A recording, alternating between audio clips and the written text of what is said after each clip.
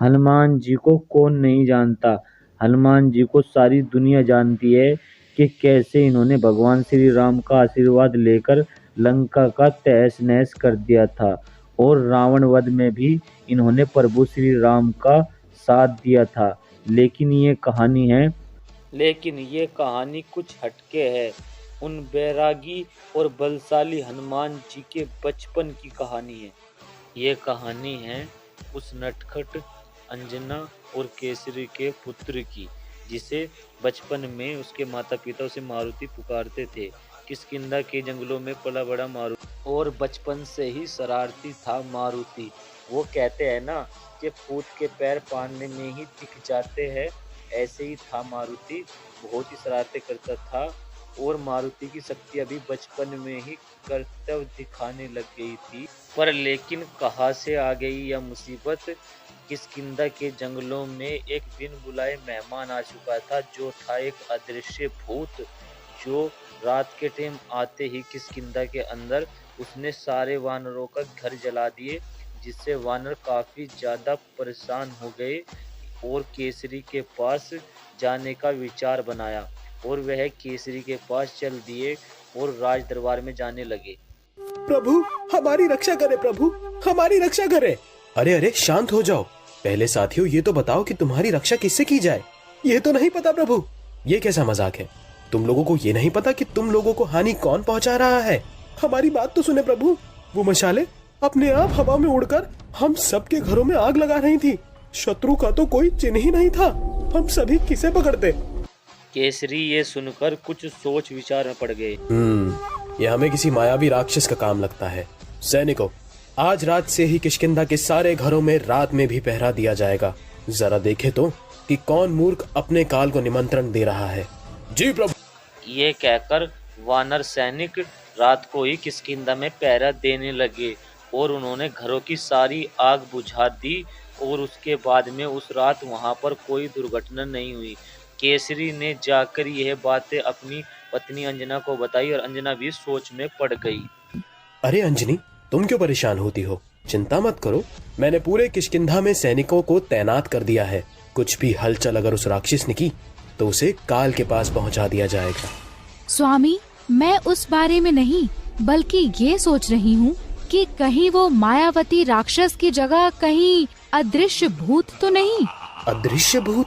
हाँ स्वामी, अदृश्य भूत। मेरी माँ ने मुझे इस बारे में बताया था। ये भूत तभी आता है जब इसे किसी राज्य में सुख शांति दिखती है। आपके राज्य में सब खुशी और सुख शांति से रह रहे हैं, शायद इसीलिए वो अदृश्य भूत एक बार फिर प्रकट हो गया है। अगर तुम्हारी बात सच है अंजनी, तो हमें संभल कर रहना होगा। वो भूत जरूर दोबारा हम पर आक्रमण करेगा। यह कहकर केसरी वहां से अपने सैनिकों के पास चले गए और वहीं पर उससे कुछ दूर खड़ा मारुति यह सारी बात सुन रहा था। अपने माता पिता को बहुत ही ज्यादा परेशानी में देख रहा था और उसने ये सोच लिया कि वो ही उस भूत को मार गिराएगा और उस भूत का पूरा सफाया कर देगा। और वहां पर उसी से अगले दिन किष्किंधा में दोबारा से राक्षस आया और उसने सारे घरों पर आग लगा दी। लेकिन अब की बार केसरी और केसरी की सेना वहीं पर खड़ी थी उस राक्षस का मुकाबला करने के लिए। लेकिन केसरी की सेना ये नहीं सोच पा रही थी कि राक्षस वार किस जगह से कर रहा है और वे कैसे उसे मारे, क्योंकि राक्षस तो दिख ही नहीं रहा था। इसीलिए सेना बहुत ही आश्चर्य कर रही थी कि राक्षस है कहाँ। इसी में केसरी को गुस्सा आ गया और केसरी ने उस राक्षस को बड़ी गूढ़ता से ललकारा। अरे ओ कायर भूत, यूं माया की आड़ में क्या छुप छुप कर वानरों पर हमला कर रहा है। अगर सामर्थ्य है तो सामने आ और मुझसे लड़। केसरी के ये कहते ही अचानक चारों तरफ से जोर जोर से हंसने की आवाज आनी स्टार्ट हो गई। अरे मूर्ख केसरी, तुझे क्या लगा तेरे उकसाने से मैं बहकावे में आ जाऊंगा। तेरे सामने आकर मुझे अपने काल को थोड़ी निमंत्रण देना है, लेकिन तेरे राज्य उसे तो मैं पूरी तरह बर्बाद कर दूंगा। भूत की ऐसी बातें सुनकर केसरी ने अपनी गदा घुमाई ललकार के और उसके बाद में भूत को गुस्सा आ गया। भूत ने एक अग्नि की ज्वाला केसरी की ओर छोड़ दी और उसके बाद में छोड़ने के बाद में केसरी को जाके लग गई और केसरी धड़ाम से नीचे गिर गए और केसरी मूर्छित हो गए।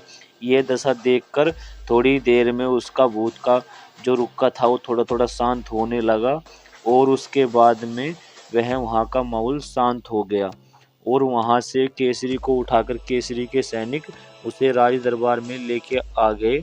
केसरी को लाकर राज दरबार में विश्राम कक्ष में लौटा दिया। यह देखकर अंजनी बहुत ही परेशान हो गई और जड़ी बूटी लेने चली जाती है और थोड़ी देर में जड़ी बूटी लेकर आ जाती है और वह महाराज केसरी को लेप लगाती है जिससे सुबह लोग केसरी को होश आ जाता है। उसके बाद में केसरी पर उठा नहीं जा रहा था। अंजनी, अंजनी। हाँ स्वामी, आप स्वयं को कष्ट ना दें, मैं यहाँ हूँ ना। देखिए ना क्या हाल कर लिया है आपने अपना। मैंने कहा था ना उस भूत से बचकर रहिएगा, लेकिन आपने मेरी एक ना सुनी। अंजनी, मैं मेरी प्रजा का रक्षक हूँ, ये घाव तो मेरे लिए सम्मान है। अपने पिता की यह हालत देखकर मारुति पर रहा नहीं गया और उसने ये सोचा कि वह उस भूत को जल्द से जल्द मार देगा। और उसके बाद में दूर दूर जंगलों में महर्षि तपस्या कर रहे थे और वहां पर मारुति आया और उसने उन्हें दंडवत प्रणाम किया महर्षि जी को। हे महात्मा, मेरे गांव पर किसी अदृश्य भूत ने आक्रमण कर दिया है और उसने मेरे पिता को भी घायल कर दिया है। क्या आप जानते हैं कि उस अदृश्य भूत को कैसे समाप्त किया जा सकता है?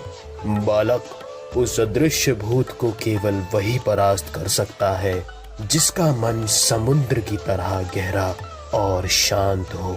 वह अदृश्य भूत है, उसे आंखों की सीमाओं में मत बांधो। जब शांत मन की डोर से उसे पकड़ोगे तो वह स्वयं ही उस अंतरात्मा की जगह से राख हो जाएगा। मारुति को यह बात कुछ खास समझ में नहीं आई। वह गुरुदेव को प्रणाम कर कर वापस से किष्किंधा लौट आया। अपने पिता के ना होने पर वह सारों की सारी जिम्मेदारी सब उसी पर ही आ चुकी थी किष्किंधा की। और उसी रात को वह किष्किंधा के जो सिपाही थे सबके साथ में पहरा देने लगा और देने के बाद में फिर से वह राक्षस आ गया और फिर से उसने सारी तबाही ठाने लगा और काफ़ी देर से उसने सारे घर जलाने लगा। और यह देखकर हनुमान जी ने अपना गदा घुमाया और उसके बाद में उस राक्षस ने दोबारा से आग फेंकी, लेकिन हनुमान जी किसी तरीके से उस आग से बच गए।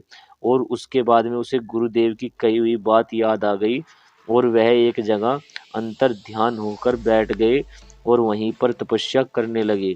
और उसके बाद में राक्षस बड़ी जोर जोर से हंसने लगा और हंसने के बाद में उसने दोबारा से एक आग का गोला मारुति की तरफ को भेजा, लेकिन मारुति भी ने उस गोले को एक रस्सी से बांध दिया और रस्सी जो लिकड़ के आई उस गोले को उसने जकड़ लिया और उसके बाद में उस गोले से पार होते उस राक्षस के पास चली गई और उस राक्षस को उस रस्सी ने जकड़ लिया। जकड़ने के बाद में वह राक्षस उन सभी को दिखने लगा।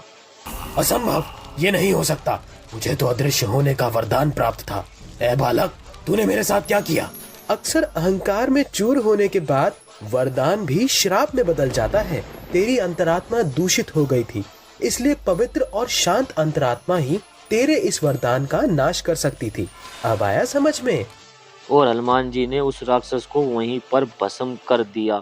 यह देखकर किष्किंधा के सैनिकों ने हनुमान जी की जय जयकार लगानी स्टार्ट कर दी।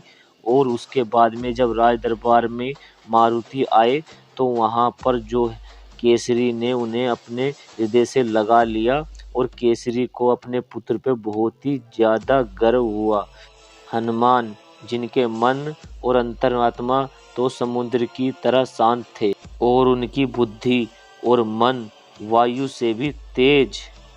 धन्य हो वो धरती जहाँ ऐसे ऐसे महावीरों ने जन्म लिया।